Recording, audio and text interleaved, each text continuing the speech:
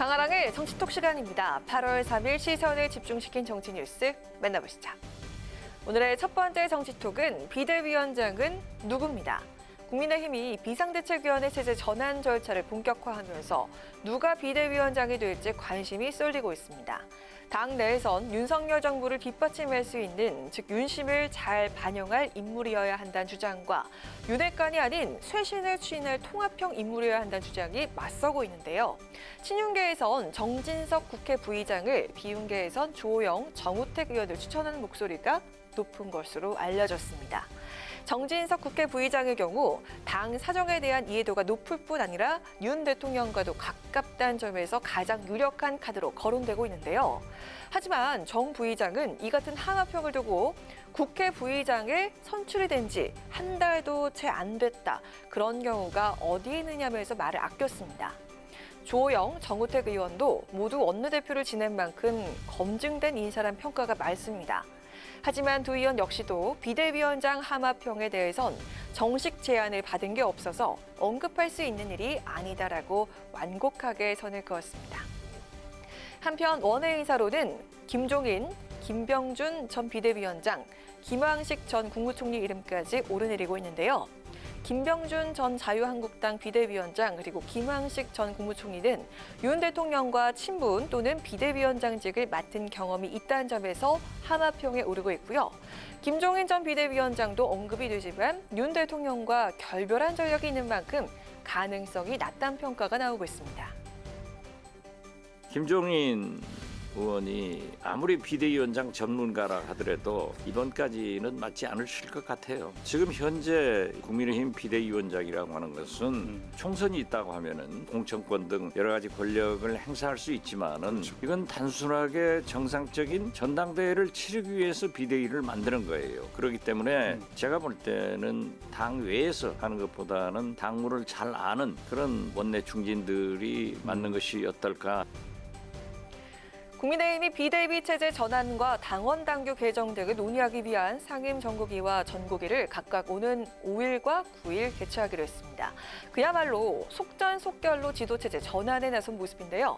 비대위 기능과 역할에 따라 비대위원장의 얼굴이 바뀔 수 있다는 전망도 나오고 있는 지금, 위기의 국민의힘을 구하고 차기 지도부 구성 준비를 진두지휘할 비상대책위원장은 과연 누가 될까요?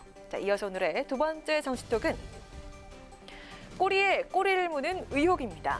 임기 3개월 만에 지지율 20%대를 기록하면서 위기를 맞은 윤석열 대통령이 이번엔 측근 비리 의혹 논란에 휩싸였습니다.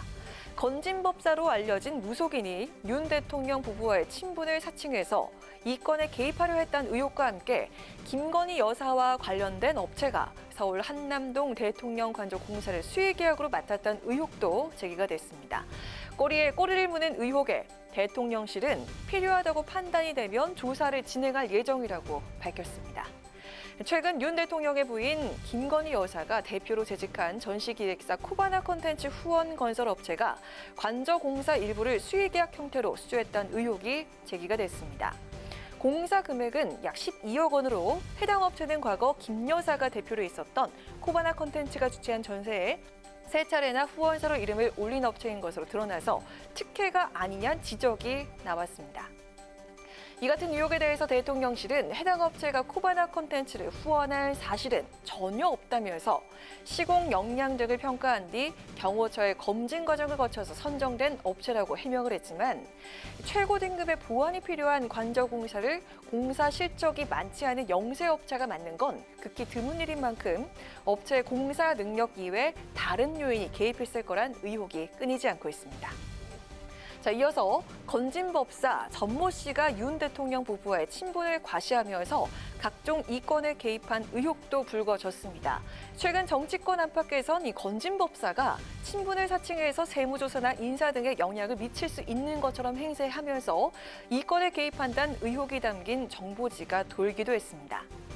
윤 대통령 부부를 둘러싼 계속되는 의혹에 야권은 역대 어느 정부에서도 들어본 바 없는 권력 사유화의 전형이라면서 철저한 진상조사를 요구하는 한편 특별 감찰반 운영을 촉구했습니다. 통상 정권 후반기에는 나타날 법한 이런 일들이 고작 임기 80여일 만에 도처에서 발생하고 있습니다. 대단히 우려스럽습니다. 특히 대통령 주변 인물들이 대형 사고를 치기 전에 특별감찰관 임명 또한 최대한 서둘러야 한다. 주변을 잘 다스리지 못한다면 결국 민심이 더욱더 외면하게 될 것이고 국민의 혹독한 심판에 직면할 것이라는 것을 경고하고자 합니다. 윤석열 대통령 취임 후 첫 여름 휴가를 보내고 있지만 각종 의혹으로 마음 편한 휴식은 어려울 것으로 보입니다. 일각에선 약화된 국정 동력을 회복하기 위해서 인적 쇄신 등 특단의 조치를 할 것으로 예상하고 있습니다.